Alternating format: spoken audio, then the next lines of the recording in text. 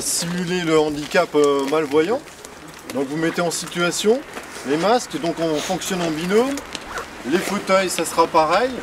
Binôme, vous essayez. Ceux qui n'ont jamais eu l'habitude, vous mettez plus sur le plat pour démarrer rapidement, pour être en sécurité, attention, au niveau du revêtement. C'est mon binôme.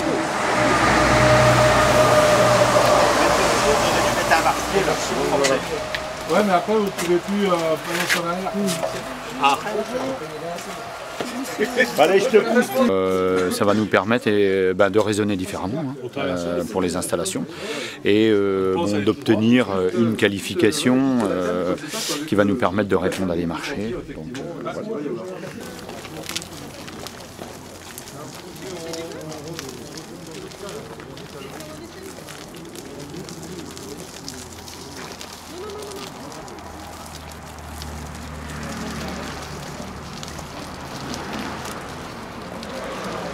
On peut pas, si on n'essaie pas, je pense qu'on ne peut pas se mettre à la place de la personne.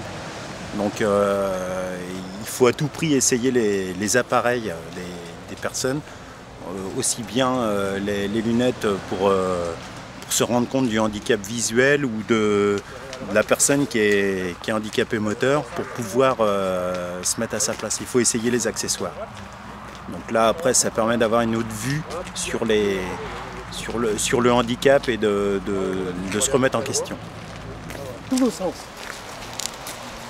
Si vous voulez, là on est dans un espace qui est relativement facile, mais c'est vrai qu'en ville on est toujours confronté à un fauteuil comme avec une canne blanche, par exemple, mais quand vous allez arriver avec vos pieds, vous allez vous buter dessus.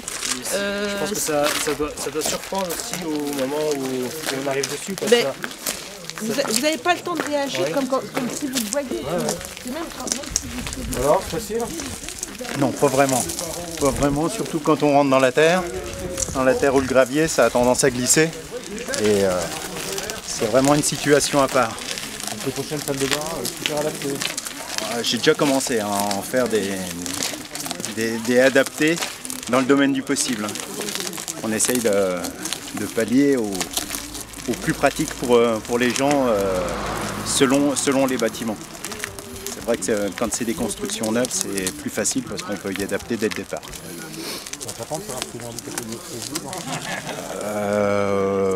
Oui, parce que ça permet de se mettre à la place du handicap. Moi, j'ai un copain qui manque une jambe, donc déjà, je me rends compte un petit peu parce que on l'emmène avec le club régulièrement, donc on sait, on arrive à découvrir quand même un petit peu les handicaps des gens et voir à se mettre à leur place. La société, elle est adaptée au handicap? Non, pas du tout. Pas du tout. À mon avis, il y a encore de très gros efforts à faire. Parce qu'on débute simplement. Par rapport à d'autres pays, on débute vraiment. Donc maintenant, faut tout améliorer. Puis à mon avis, faut le faire vite.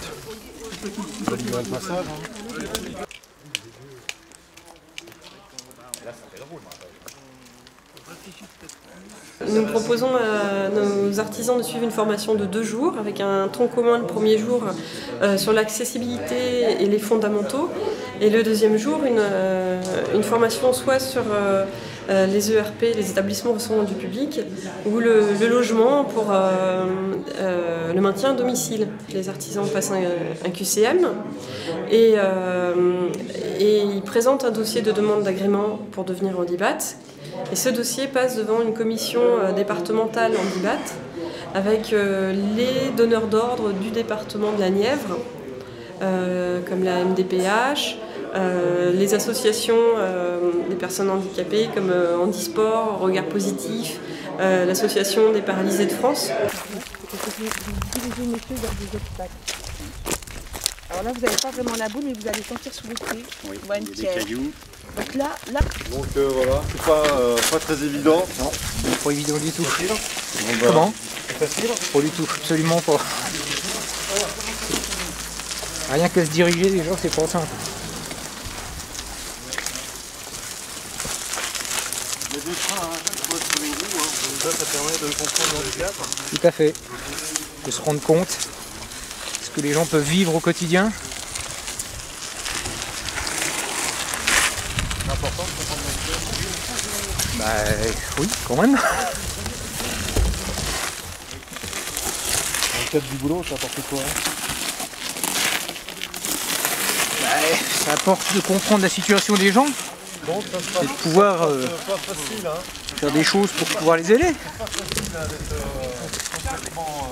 Et la fatigue aussi physique parce que j'ai fait 20 mètres Voilà. et c'est extrêmement fatigant.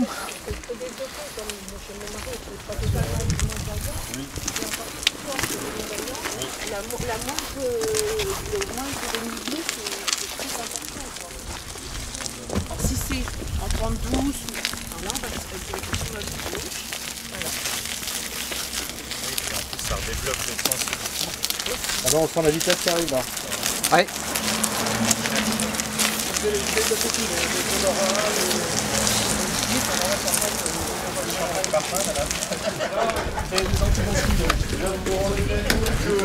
Là, vous avez fait une pente, hein. Vous avez pas fait. Malgré tout, c'est quand même pas très sécurisant. On se rend compte que bon, c'est quand même beaucoup de difficultés, ne serait-ce que là pour 2 à 3 cm à monter, là, c'est relativement compliqué. Quoi. Voilà. Je vais pas essayer encore le fauteuil manuel, mais bon, même sur l'électrique, quand on n'est pas habitué, c'est très particulier. Quoi. Dans notre métier de tous les jours, c'est relativement impératif aussi en même temps de se rendre compte de ce qu'ils peuvent vivre, puisque bon, en fait, c'est véritablement, on peut parler d'exclusion sociale. Hein, voilà. Maître d'œuvre donc en bâtiment, et donc justement par mon métier, donc je suis amené à faire, on va dire, pour certains logements, des adaptations pour des personnes qui ont un handicap. Donc ça permet justement effectivement de voir mieux ce que c'est que le handicap. On se rend compte qu'effectivement, du jour au lendemain, la vie peut très vite basculer et tout simplement, une maison qui n'est pas adaptée peut vite devenir un calvaire. Quoi. Donc bon, c'est pour ça qu'au niveau de la conception, au niveau des travaux aussi en même temps, il faudrait que véritablement tout soit conçu dès le départ.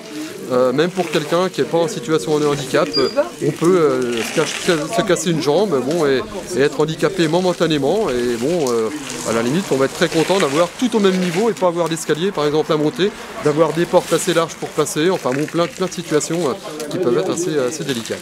Voilà. Et donc on présente aux artisans les difficultés qu'il faut éviter pour aménager chez quelqu'un d'handicapé. Il y a une méconnaissance, oui, qui est en grande partie due au fait qu'il n'y a pas de mise en situation. Chacun croit que c'est facile, mais quand on est en face d'obstacles, on se rend compte de la difficulté. Donc il faut que la méconnaissance disparaisse pour que chacun puisse être le plus autonome possible chez soi, avec le moins d'inconvénients en amont. Enfin, il faut toujours essayer de penser en amont pour que le jour où la personne handicapée arrive chez elle, tout soit prêt, il n'y a pas trop de problèmes. Pas trop. Très facile. D'habitude, on est là, aujourd'hui, on en a marre de vous balayez avec votre canne. Pour éventuellement prévoir l'obstacle. Ce qui n'est pas Voilà. très évident, je vais vous le dire. Voilà. On a l'habitude comme moi, il n'y a pas de problème. Tu vas prendre container. En béton, là. Pardon.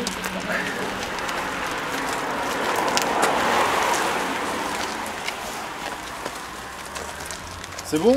On peut y aller? Oui. Ça compte à chaque fois. Comme quoi, très important. Après, Je pensais pas que le gravillon, c'était aussi dur de rouler dessus. voilà. C'est un obstacle, hein. Ouais. C'est un obstacle à la roue du fauteuil directement. D'autres situations. Donc on va un peu débriefer avec les personnes qu'on a avec nous, donc des différentes associations. Donc on a Handisport et Regard Positif. Donc les retours et les échanges. Le malvoyant. Malvoyant, c'est une concentration c'est beaucoup de concentration pour arriver à Limite les pertes d'équilibre. Perte d'équilibre. Moi j'avais perte d'équilibre. Moi j'avais perte On en d'équilibre. a parlé tout à l'heure avec Jean-Pierre Petit, oui. Effectivement, pour le malvoyant, tout est problème, si vous voulez. Les dénivellements de sol, les butées de trottoirs. Je suis honnête, hein.